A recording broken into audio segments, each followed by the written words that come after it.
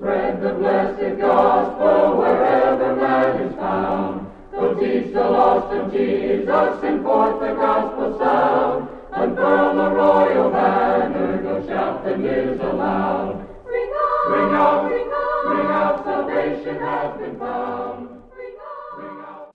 When we say things good about others, when those things are not true, is this judging? That's an interesting question, isn't it? So the question revolves around judging others. I've always been intrigued about how individuals view other people.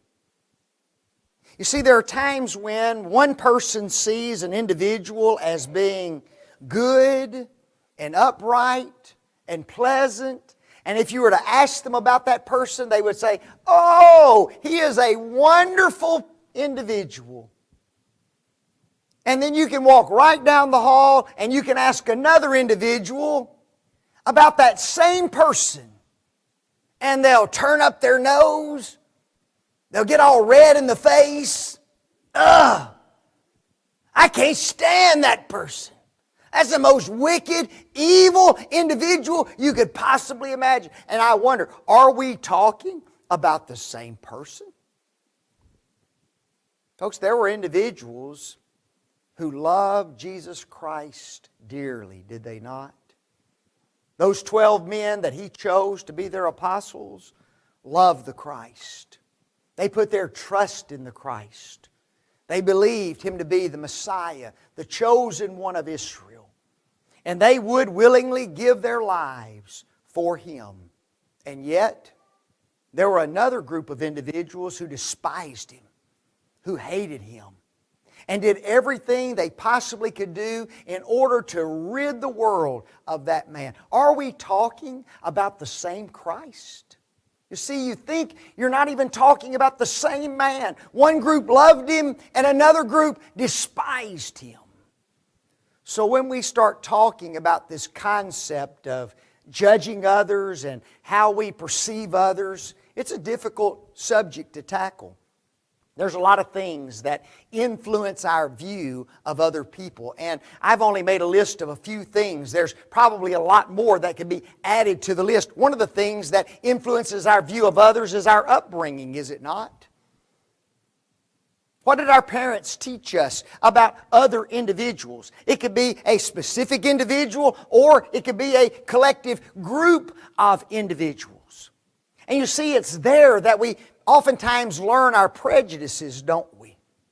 This group of individuals is this way and you can't trust them. Or this group of individuals is this way and you can love them and honor them and you can put your trust in them fully and completely. You see, sometimes what we're taught at home influences how we look at other people. How about this next one? Our interactions with others oftentimes influences how we view others, isn't it? You go to a doctor, he says you need surgery, you say fine, you submit yourself to that surgery, and he messes it all up. You come out of surgery worse than you went in. And what's in your mind now? All doctors are bad. It's just one doctor. But now every one of them are just as bad as they can be. I don't trust doctors anymore. I'll never go to a doctor again.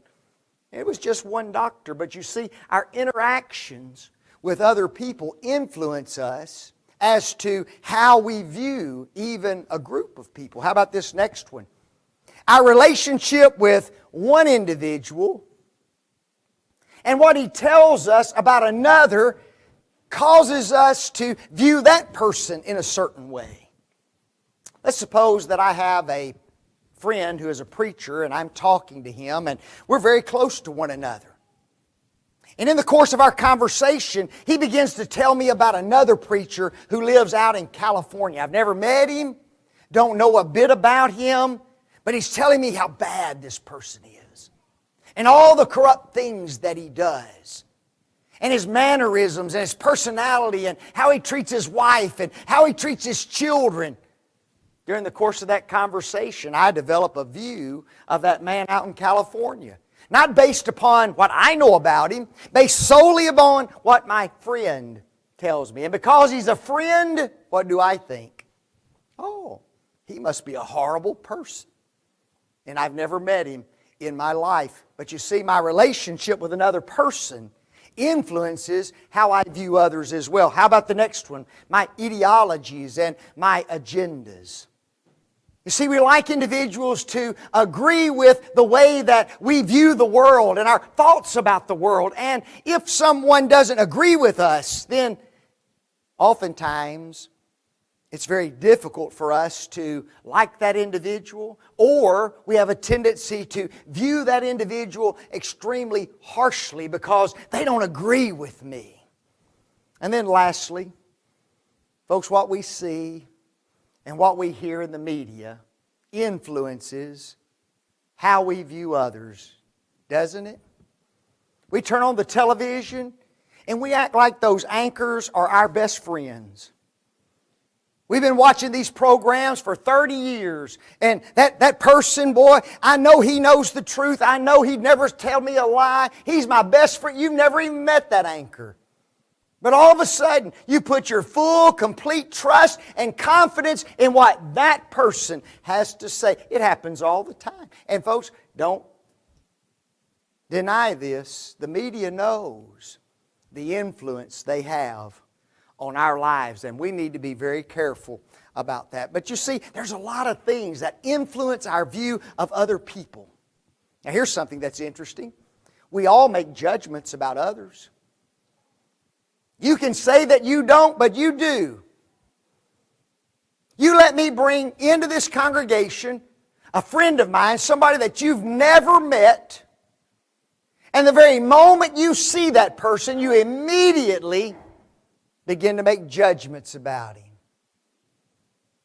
depending upon how he's dressed, depending upon how he talks, depending upon his personality, depending upon whether you think he's intelligent or not intelligent.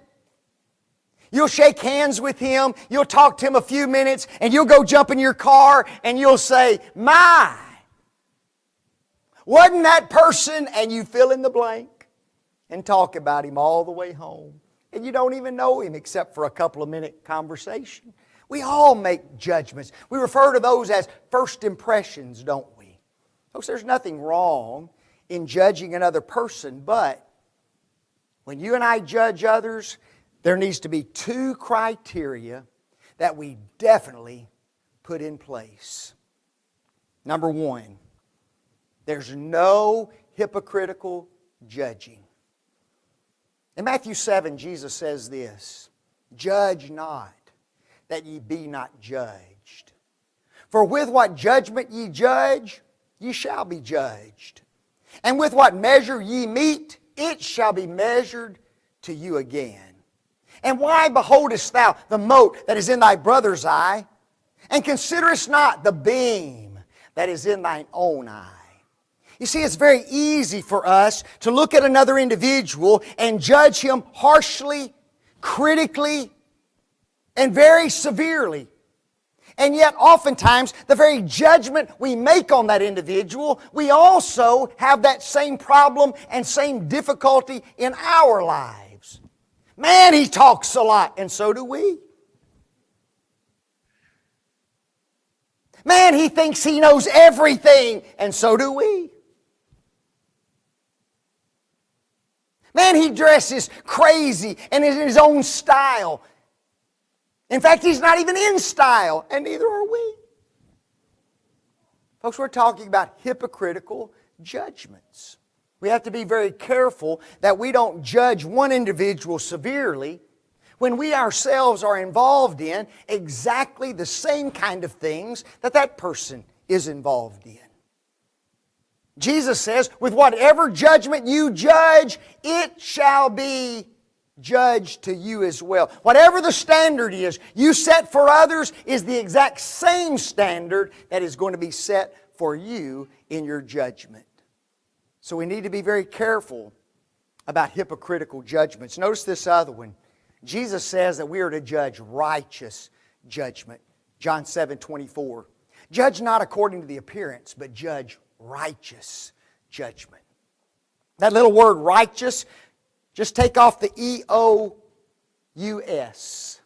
And now you understand the definition of the word righteous. Judge right. It needs to be based upon the facts. It needs to be based upon the evidence. It needs to be based upon what's true. It needs to be based upon what's real. Not the way it looks, not the way it appears, not the way you may want it to be, but it's not.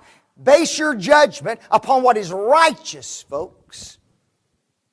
And the reality is this: righteous judgment is not always easy.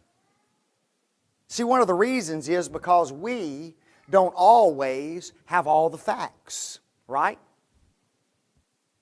I interact with an individual at the car shop, and every time I've taken my car in, he's been open, he's been honest, he's been fair, his work's been good, and every time he's fixed my problem. Now that's the evidence that I have to use to judge that man. A friend of mine takes his car down there and he repaired it great 3 or 4 times. And then one time he messes up, and he messes up badly. Now that man thinks that guy is a horrible, horrible car dealer. He doesn't know how to work on cars. He cost me $2,000. I'll never take my car back to him. Well, I still think the man is a good mechanic, based upon the evidence that I have. You see, sometimes we don't have all the evidences, and we don't have all the facts, and we make our judgments based upon the things that we do have. Here's another reason. Close relationships sometimes cause us to overlook the faults and the mistakes and the sins and the shortcomings of other people. Isn't that true? Happens all the time. Somebody I'm not close to, I look at that person and I say, I just can't stand to be around that person. But there's other people who are close to that individual. That individual has done a lot of things for them, has helped them, has been a confidant, has been there for them in their time of need and their time of trouble, and they just love him to death. And I'm sitting there going, how can they like that guy? But you see, sometimes close relationships cause us to overlook any faults or flaws that an individual might have. Now here's what's the hard part. Seeing through different lenses is what makes our relationships oftentimes very, very difficult. What if I were an apostle in the first century and I was looking through my lens at Jesus? What a wonderful man. The Messiah is here. The Son of the living God. But what if I had a friend? Maybe that friend was the high priest. The high priest was a Sadducee. And he looked through his lens at Jesus, and guess what? It's a totally different view, is it not? You see, how two individuals look at another person can cause great difficulties and strains in their relationship one with another. The reason I bring those two illustrations up is because John had a friendship with the high priest during the days of Jesus Christ. It'd be interesting to hear their talks and their relationship and their conversations with one another during the first century, wouldn't it? Because you see, they viewed Jesus totally different. Folks, all I can tell you is this. Before you judge anybody, you better make dead certain you're not involved in that sin or that shortcoming or that flaw that they have. That's hypocritical judgment. And secondly, do everything you can possibly do to judge a person righteously. And remember that sometimes other people don't have the same facts that you have about different individuals. And it makes our relationships sometimes a little bit strained because of that.